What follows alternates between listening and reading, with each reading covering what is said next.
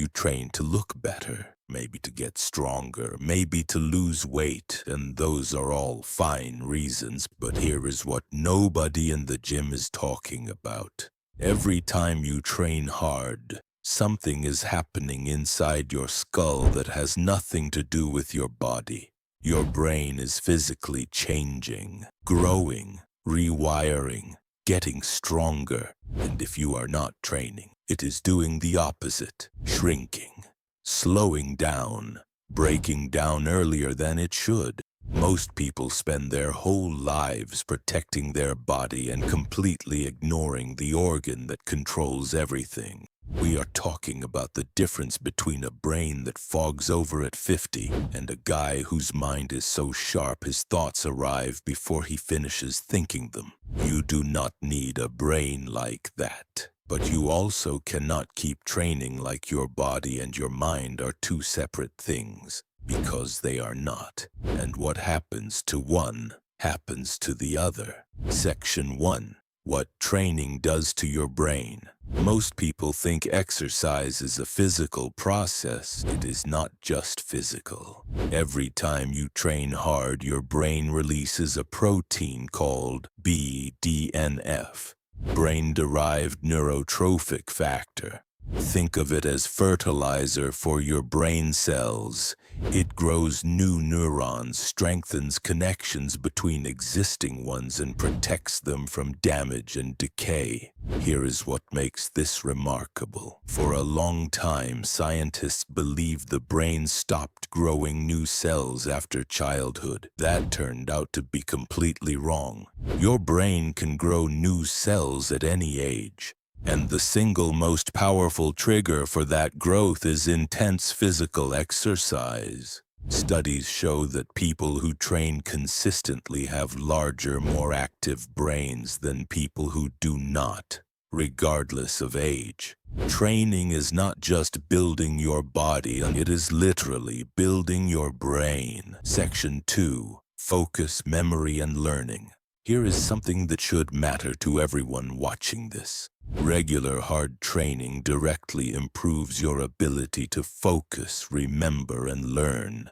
The hippocampus, the part of your brain responsible for memory and learning, actually increases in size in people who exercise consistently. In people who do not exercise, it shrinks. Studies on students show that those who exercise before studying retain significantly more information than those who do not. Not slightly more, significantly more. And it is not just students. Professionals, executives, and high performers across every field consistently report that their sharpest thinking happens on days when they train. The reason is simple. Exercise floods the brain with oxygen and nutrients. It clears out the chemical waste that builds up during mental work, and it triggers the exact neurological conditions your brain needs to absorb and process new information. Training before a hard mental task is not a waste of time. It is preparation. Section 3. Depression, anxiety, and mental health. Here is the fact most people are not ready to hear. Exercise is one of the most effective treatments for depression and anxiety that exists. Not slightly helpful. Not a nice bonus. A study published in the Journal of Psychiatric Research found that regular exercise was just as effective as antidepressants for treating mild to moderate depression. Just as effective, with no side effects except a stronger, healthier body. Here is why. Hard training triggers the release of endorphins, dopamine, and serotonin, the exact chemicals that regulate mood, motivation, and emotional stability. The same chemicals that are out of balance in depression and anxiety. Exercise does not just distract you from negative feelings. It chemically restores the balance your brain needs to function properly. And the effect compounds over time.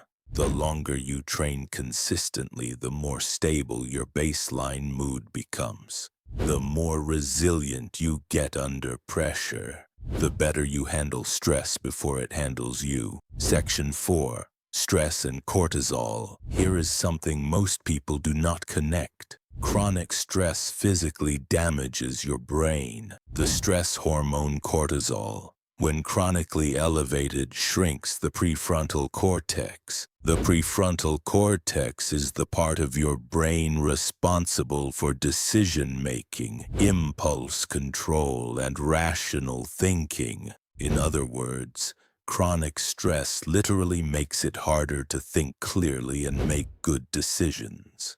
Here is where training comes in. Hard physical exercise is one of the most effective ways to regulate cortisol levels. It teaches your body to produce stress hormones in a controlled environment and then recover from them efficiently. Over time, your stress response becomes more measured. Your cortisol spikes less dramatically. Your brain recovers faster. People who train consistently handle pressure better, recover from setbacks faster, and make clearer decisions under stress, not because of personality, but because of brain chemistry. Training is stress management at a biological level. Section 5.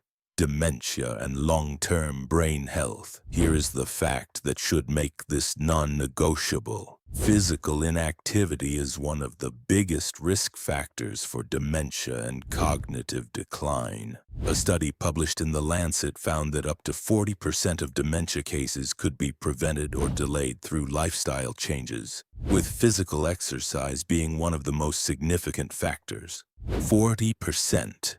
That is not a small number, and the research is consistent. People who train hard throughout their lives show dramatically lower rates of Alzheimer's disease, cognitive decline, and age-related memory loss compared to people who do not. The brain you have at 70 is being built by the choices you make right now. Every session you put in is a deposit into a brain that stays sharp, clear, and functional for decades longer than it would otherwise. So what does training for your brain actually look like? Intensity matters. Low-level walking has benefits, but the biggest neurological gains come from training that genuinely challenges you. Resistance training and high-intensity cardio both trigger significant BDNF release. Consistency matters more than perfection.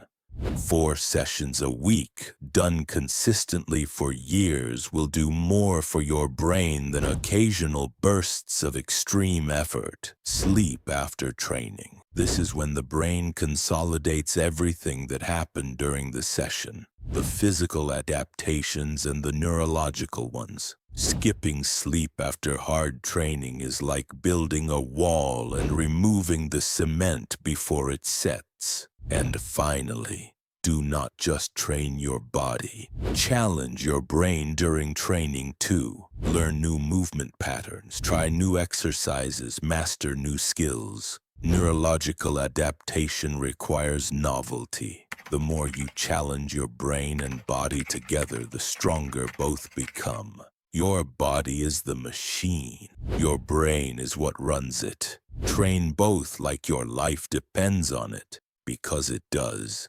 Drop a comment if this changed how you think about training. Subscribe for more. See you in the next one. Till then, stay strong,